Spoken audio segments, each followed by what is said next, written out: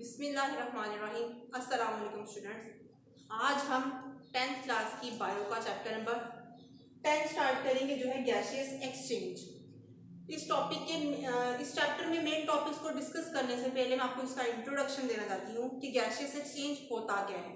Gaseous exchange में हमने ये पढ़ना है कि एक ऑर्गेनिज्म के और इन्वायरमेंट के दरमियान में जो है गैसेस का तबादला किस तरह से होगा। अब अगर हम गैसेस एक्सचेंज के बारे में पढ़ें तो हमारे दिमाग में एक मैकेनिज्म आता है जिसे हम कहते हैं रेस्पिरेशन, और हमें पता है कि रेस्पिरेशन जो है ये एक एनर्जी रिलीजिंग प्रोसेस है।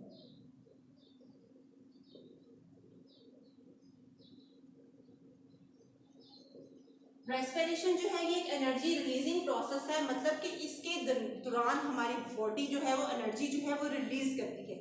इसकी दो मेन टाइप्स हैं। First one is cellular respiration and the second one is breathing. पहले हम डिस्कस करेंगे सेलुलर रेस्पिरेशन को। सेलुलर रेस्पिरेशन जो है ये सेल लेवल पर होती है, मतलब इसमें हमारी बॉडी के सेल्स जो है वो इन्वॉल्व होती हैं। और आपको पता है कि हम जो ऑर्गेनिज्म हैं ये एनर्जी लेते हैं फूड की फॉर्म में, और फूड जो होते हैं ये ऑर्गेनिक इन नेचर होते हैं, मतलब कि इसके अंदर कार्बन हाइड्रोजन बॉन्ड्स होते हैं। और फूड के अंदर जो कार्बन और हाइड्रोजन के बॉन्ड्स होंगे इनकी ब्रेकेज होगी। किस तरह होगी? ऑक्सीडेशन एंड रिडक्शन के जरिए। ऑक्सीडेशन और रिडक्शन के जरिए जब कार्बन हाइड्रोजन बॉन्ड टूटेंगे तो हमारे पास एनर्जी आएगी एटीपी की फॉर्म में, और एटीपी की फुल फॉर्म होती है एडिनोसिन ट्राइफॉस्फेट। और 9th क्लास के चैप्टर नंबर 7 में हम लोग ये पढ़ चुके हैं कि ऑर्गेनिज्म को हमेशा एनर्जी एटीपी की फॉर्म में मिलती है। अब सेलुलर रेस्पिरेशन जो है ये एक मैकेनिकल और बायोकेमिकल प्रोसेस है, मतलब कि पूरे का पूरा मैकेनिज्म चल रहा होता है, और इस मैकेनिज्म के नतीजे में हमारी बॉडी में रेस्पिरेशन के दौरान डिफरेंट केमिकल रिएक्शन भी हो रही होती है। तो जो सेलुलर रेस्पिरेशन है ये एक मैकेनिकल और बायोकेमिकल प्रोसेस है। अब जो हमारी सेकेंड टाइप थी वो थी ब्रीदिंग।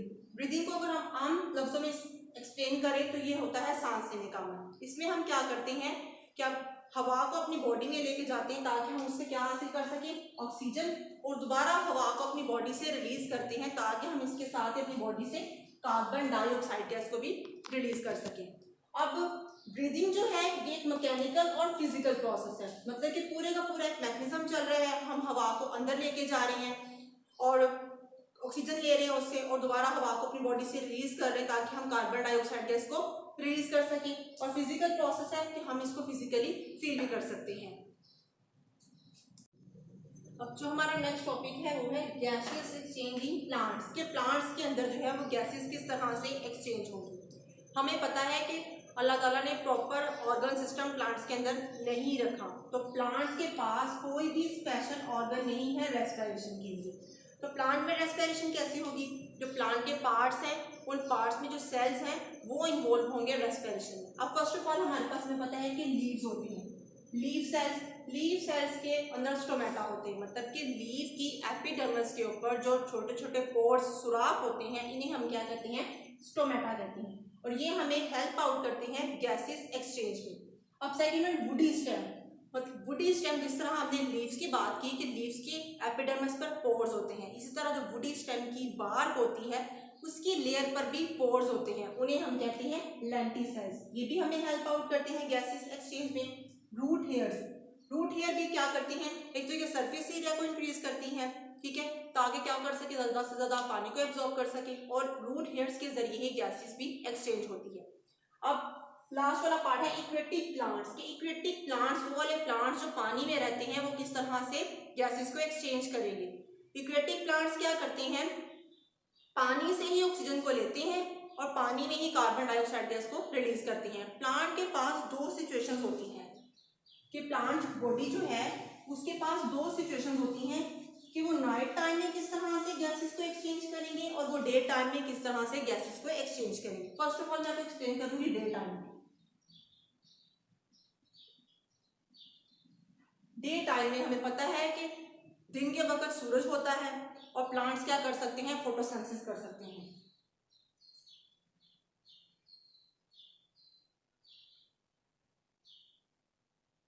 फोटोसिंथेसिस में क्या होता है कि प्लांट्स जो हैं जमीन से पानी को लेते हैं, सनलाइट की मौजूदगी में हवा से कार्बन डाइऑक्साइड गैस लेके क्या करते हैं? ऑक्सीजन को रिलीज करते हैं, मतलब कि फोटोसिंथेसिस के नतीजे में हमारे पास क्या आ गई?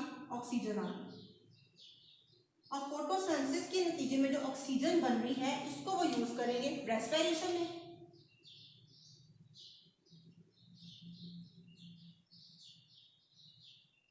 अब रेस्पिरेशन में उन्होंने ऑक्सीजन को यूज किया और रेस्पिरेशन के नतीजे में हमारे पास बनेगी कार्बन डाइऑक्साइड गैस, जिसको वो दोबारा कहाँ पर यूज करेंगे, फोटोसिंथेसिस में यूज करेंगे। ये तो डे टाइम का प्रोसेस हो गया। फोटोसिंथेसिस हुई, फोटोसिंथेसिस के नतीजे में ऑक्सीजन बनी, ऑक्सीजन को यूज किया रेस्पिरेशन में, रेस्पिरेशन के नतीजे में हमारे पास क्या बनी, कार्बन डाइऑक्साइड गैस, और दोबारा से कार्बन डाइऑक्साइड गैस उन्होंने कहाँ पर इस्तेमाल कर लिया, फोटोसिंथेसिस में। ये तो हमारे पास हो गया डे टाइम में। अब नाइट टाइम में क्या होता है,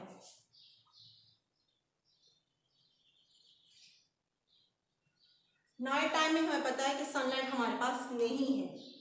जब सनलाइट नहीं है तो फोटोसिंथेसिस नहीं हो सकती। तो प्लांट्स क्या करते हैं, इन्वायरमेंट से लेते हैं ऑक्सीजन, और एनवायरमेंट से ऑक्सीजन ली और इसको यूज किया उन्होंने रेस्पिरेशन में। रेस्पिरेशन के नतीजे में हमारे पास क्या चीज बनती है, कार्बन डाइऑक्साइड गैस, इसको वो दोबारा कहां पर रिलीज कर देंगे, एनवायरमेंट में। ठीक है, नाइट टाइम है, फोटोसिंथेसिस नहीं हो रही, वो क्या करेंगे, ऑक्सीजन को लेंगे एनवायरमेंट से और क्या करेंगे, रेस्पिरेशन करेंगे। रेस्पिरेशन के नतीजे में हमारे पास बनेगा कार्बन डाइऑक्साइड गैस, तो वो दोबारा क्या करेंगे, इसको एनवायरमेंट में रिलीज कर देंगे। अब हमें पता है कि नाइट टाइम में सारा प्रोसेस जो है वो रिवर्स हो रहा है, कि प्लांट जो है ऑक्सीजन को यूज कर रहे हैं और कार्बन डाइऑक्साइड गैस को एनवायरमेंट में रिलीज कर रहे हैं। इसीलिए कहते हैं कि नाइट टाइम में हमें प्लांट्स के नीचे नहीं सोना चाहिए, क्योंकि वो तब ऑक्सीजन को यूज कर रहे होते हैं। डे टाइम में फोटोसिंथेसिस और रेस्पिरेशन साइड बाय साइड चल रहे हैं, मतलब दोनों प्रोसेस इकट्ठे साथ साथ चल रहे हैं। जबकि नाइट टाइम में सिर्फ और सिर्फ रेस्पिरेशन हो रही होती है और प्लांट जो है वो ऑक्सीजन को रिलीज कर रहा होता है और ऑक्सीजन को यूज कर रहा होता है और कार्बन डाइऑक्साइड गैस को रिलीज कर रहा होता है। अब जो नेक्स्ट हमारा टॉपिक है वो है गैसियस एक्सचेंज इन एनिमल्स, के एनिमल्स के अंदर गैसेस जो है वो किस तरह से एक्सचेंज होती हैं। इसके लिए हमारे पास मैकेनिज्म है जिसको हम कहते हैं रेस्पिरेटरी सिस्टम। रेस्पिरेटरी सिस्टम के जो है वो दो मेन पार्ट्स हैं। First one is the air पैसेजवे,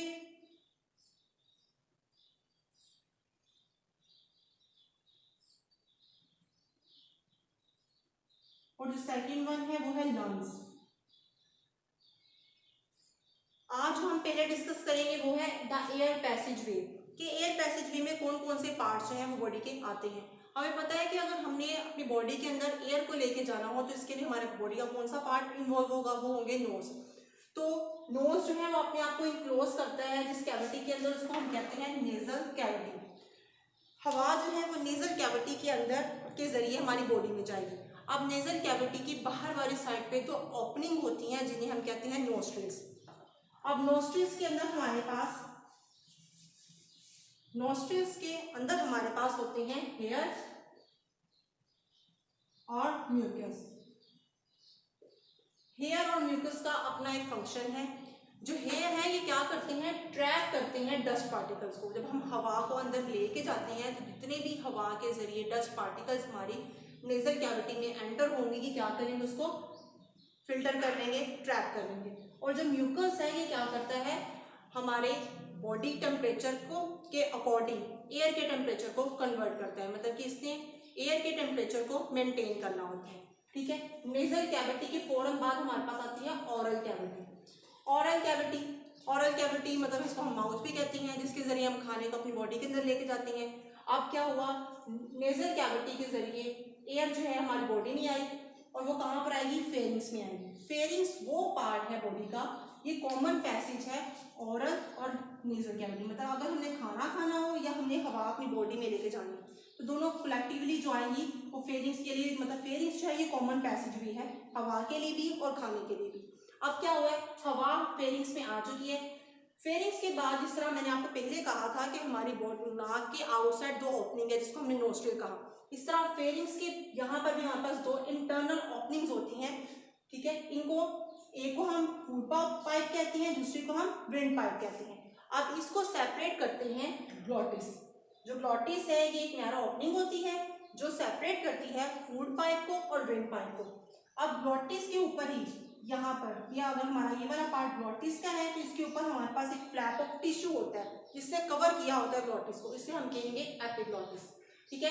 अब ग्लॉटिस का फंक्शन ये है कि जब हम हवा अपनी बॉडी में लेके जा रहे होते हैं तो तब इससे क्या करना होता है, फूड पाइप को कवर कर देना होता है। ठीक है। और जब हम खाना खा रहे होते हैं तब ग्लॉटिस से क्या करना होता है, हमारी विंड पाइप को कवर कर देना होता है। अब एयर जो है फेरिंग्स के फौरन बाद आएगी हमारे पास लेरिंग्स में। लेरिंग्स को हम वॉइस बॉक्स भी कहते हैं। लेरिंग्स को हम वॉइस बॉक्स भी कहते हैं। लेरिंग्स जो है हमारे पास, इसके अंदर हमारे पास दो वोकल कॉर्ड्स होते हैं, मतलब बैंड्स ऑफ वोकल कॉर्ड्स होते हैं। जैसे ही एयर फेरिंग्स के बाद लेरिंग्स में आएगी तो जो एयर होगी वो क्या करेगी, वोकल कॉर्ड्स में वाइब्रेशन प्रोड्यूस करेगी। उस वाइब्रेशन की वजह से क्या होगा, हमारी बॉडी में साउंड प्रोड्यूस होगा। अब एयर फेरिंग्स से लेरिंग्स में आई, लेरिंग्स के बाद वो कहाँ पर आ गई, ट्रेकिया में। जो ट्रेकिया होता है हमारी बॉडी में ये सी शेप्ड होता है। ठीक है। और कार्टिलेजिनस टिश्यू से मिलकर बना होता है और इसकी जो लेंथ होती है वो 12 सेंटीमीटर होती है। अब ये सी शेप इसलिए होता है ताकि अगर हमारी बॉडी के अंदर एयर प्रेजेंट हो या ना हो तो ट्रेकिया की कोलैप्सिंग ना, मतलब कि वो आपस में पिचक ना सके। ठीक है। तो इसलिए सी शेप स्ट्रक्चर इस वजह से है कि इसकी कोलैप्सिंग ना हो सके। अब ट्रेकिया ने अपने आप को फर्दर 2 ट्यूब्स में डिवाइड करना है और क्या करना है, हमें अपने लंग्स के अंदर चले जाना है। इनको हम कहेंगे ब्रोंकाई कहेंगे। अगर हम दोनों की कलेक्टिवली बात करेंगे तो वो ब्रोंकाई है, अगर हम एक की बात करेंगे तो वो क्या है, ब्रोंकस है। और ये भी क्या है, ब्रोंकस जो है ये भी कार्टिलेजिनस टिश्यू से मिलकर बनी होती है। अब ब्रोंकस जैसे ही लंग्स के अंदर जाएंगे तो ये अपने आप को फर्दर सब छोटे छोटे ट्यूब्स में डिवाइड करेंगे। इन ट्यूब्स को हम कहेंगे ब्रोंक्यूल्स। ठीक है। अब ब्रोंक्यूल्स जो है ये अपने आप को इनक्लोज करती हैं एल्व्यूलर डक्ट के अंदर। अब एल्व्यूलर डक्ट क्या है, ये क्लस्टर ऑफ पाउचेस होती हैं, मतलब सैक लाइक स्ट्रक्चर्स होते हैं। ठीक है। इन सैक लाइक स्ट्रक्चर्स को हम कहते हैं एल्व्यूलाई। अब हर जो एल्व्यूलाई है ये इससे कैपिलरीज ने इसको बाउंड किया होता है, कैपिलरीज ने एल्व्यूलाई को बाउंड किया होता है। ठीक है। अब आपने 9th क्लास में पढ़ा था कि आर्टरीज, वेन्स और कैपिलरीज का पूरा मैकेनिज्म पढ़ा था। अब हमने वहाँ पे 2 पल्मोनरी आर्टरीज और पल्मोनरी वेन्स के बारे में पढ़ा था। पल्मोनरी आर्टरीज जो है ये क्या करती हैं, डीऑक्सीजनेटेड ब्लड को हार्ट से कहाँ पर लेके आएंगी, लंग्स में लेके आएंगी। ठीक है। अब कैपिलरीज क्या करेंगी, जितनी भी एयर के अंदर ऑक्सीजन होगी वो कौन एब्जॉर्ब कर लेगा, हमारा ब्लड एब्जॉर्ब कर लेगा। डीऑक्सीजनेटेड ब्लड कन्वर्ट हो जाएगा किसमें, ऑक्सीजनेटेड ब्लड में कन्वर्ट हो जाएगा। ठीक है। अब वो क्या करेंगे, पल्मोनरी आर्टरीज हार्ट से डीऑक्सीजनेटेड ब्लड लेके आई लंग्स में, कैपिलरीज ने ऑक्सीजन को एब्जॉर्ब किया। अब डीऑक्सीजनेटेड ब्लड कन्वर्ट हो गया ऑक्सीजनेटेड ब्लड में या ऑक्सीजन रिच ब्लड में। अब क्या होगा, जो पल्मोनरी वेन्स हैं वो ऑक्सीजन रिच ब्लड को दोबारा कहाँ तक लेके जाएंगी, हमारे हार्ट तक लेके जाएंगी। तो इसमें हमारे पास 2 जो वेन्स और आर्टरीज हैं वो कौन कौन सी पार्टिसिपेट कर रही हैं, पल्मोनरी आर्टरी